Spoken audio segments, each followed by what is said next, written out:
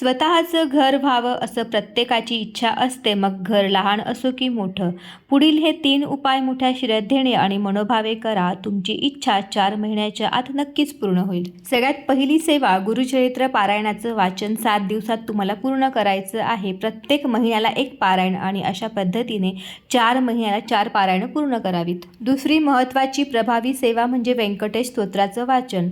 रात्री 12 वाजता सलग 3 दिवस व्यंकटेश स्तोत्राचं वाचन शुचिर्भूत होऊन म्हणजे आंघोळ करून तुम्हाला रात्री 12 वाजता 16 वेळा व्यंकटेश स्तोत्राचं पठण करायचं आहे आणि सलग 3 दिवस. आणि ही सेवा देखील तुम्हाला 4 महिने करायची आहे. तिसरी सेवा, रोज स्वामी चरित्र सारामृताचे 3 अध्याय वाचायचे आहेत आणि मध्ये काही अडचण आल्यास तेवढे दिवस बंद करून पुन्हा ही सेवा चालू करावी.